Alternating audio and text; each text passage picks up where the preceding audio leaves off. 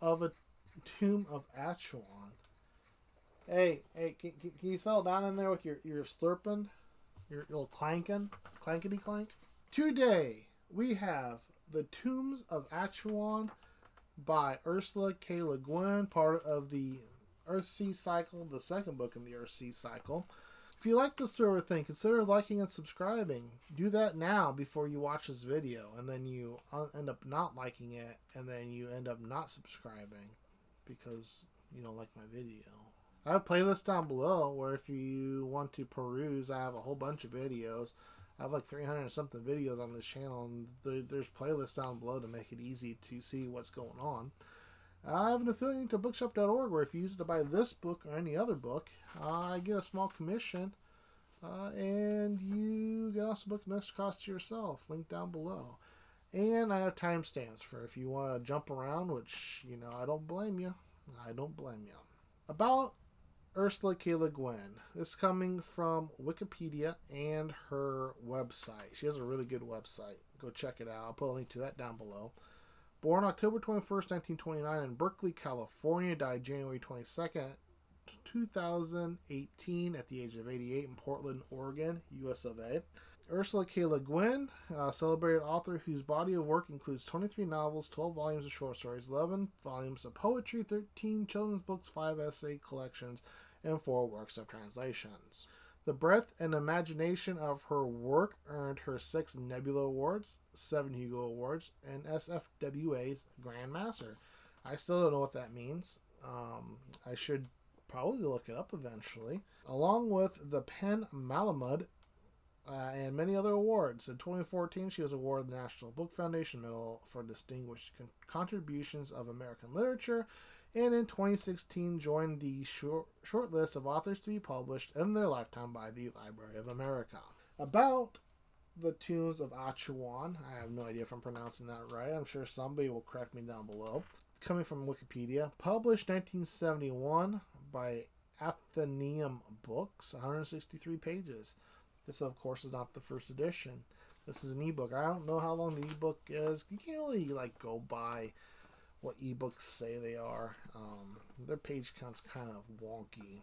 Ursula K. Guin, Tombs of Atuan, is a 1972 Newbery Honor book, a 1972 National Book Award finalist for children's books, one of Time's 100 best fantasy books of all time.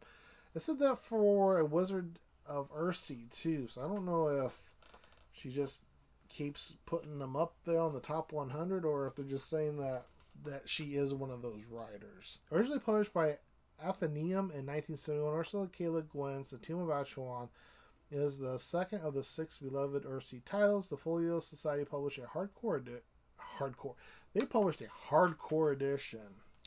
They published a hardcover edition with illustrations by David Lupton in 2022. So yeah, 1972 National Book Award finalist for children's books. This is a children's book. This would be the equivalent to YA. Kids back then, way smarter than kids today. Way smarter than I was when I was a kid. Because this is harder than a lot of adult books that I read. There's some deep stuff that goes on in these books. And to think that, some 12-year-old was reading this back, in 1972, it just boggles my mind. If you try to give me this book when I was, a teenager, preteen, it'd go right over my head. It still goes over my head. I had to restart this book, I think, a couple of times. I didn't know what was going on. Synopsis is coming from her website yet again. In the second novel of the Earthsea series, Tenar is chosen as High Priestess to the ancient and nameless powers of the earth, and everything is taken from her. Home, family, possessions, even her name. She is now known only as Arha, the Eaten One, and guards the shadowy labyrinth Tombs of Atuan. Then a wizard, Ged Sparrowhawk. Again, Jed, I'm going to pronounce it both ways probably, comes to steal the tomb's greatest hidden treasure, the ring of Erith Akbe. Tenar's duty is to protect the ring, but Ged possesses the light of magic and tales of the world that Tenar has never known. Will Tenar risk everything to escape the darkness that has become her domain. The new segment of my videos, I asked ChatGPT to give me a review of the book that I just read. So we're going to see together how Tombs of Atuan, how well ChatGPT does giving this review. Now, I have a disclaimer. It's been a hot minute since I read this book. I read this at the beginning of the year. I'm just way behind on my videos. The Tombs of Atuan by Ursula K. Guin is a compelling tale set in the fantastical world of Earthsea. The novel follows the story of Tenar, a young priestess who is destined to inherit the powerful position of the One Priestess of the Tombs. Le Guin masterfully crafts a narrative that explores themes of power, identity, and freedom against the backdrop of a richly imagined world. One of the most striking aspects of the novel is its exploration of the character of Tenar. Though through her journey, we witness her transformation from a sheltered and obedient priestess into a strong, independent woman who questions the oppressive structures of her society. Le Guin's portrayal of Tenar's inner conflict and growth is both nuanced and profound, making her a deeply relatable and inspiring protagonist. The setting of Tombs of Atuan itself is hauntingly atmospheric, with its labyrinth passages and ancient rituals shrouded in mystery and darkness. Le Guin's vivid descriptions brings this world to life, immersing the reader in its eerie and underlyingly sense of danger. Furthermore, The Tombs of Atuan offers a thought-provoking commentary. One, the nature of power and religion through the character of Tenar and her interactions with Ged, the renowned wizard from the first Earthsea novel. Le Guin explores the complexities of beliefs, authorities, in search of truth. Overall, The Tombs of Atuan is a captivating and thought-provoking read, combines elements of fantasy, adventure, and philosophical inquiry. Le Guin's masterful storytelling and rich, drawn characters makes this novel a timeless classic that continues to resonate with readers today. Not bad, ChatGPT. I think that's one of the better ones that they did. They got the name right. I think it did a pretty good job. So yeah, good job, ChatGPT. My thoughts of A Tombs of Atuan. So yeah, this one, when I first started reading, I was actually kind of let down because I was really looking forward to going on another adventure with Sparrowhawk. And when I found out he wasn't in it, or I thought at the time he wasn't in it, I was disappointed when I didn't jump in it and our main man Sparrowhawk was nowhere to be found. I don't know what else to say besides saying that Ursula is a master at her craft. She is such a great storyteller, even though, yes, I had to restart it I think I restarted it once, if I'm not mistaken. Yes, I had to restart it. I know. I had to restart it. I think that's more of my dumb-dumminess. I can say that, not you.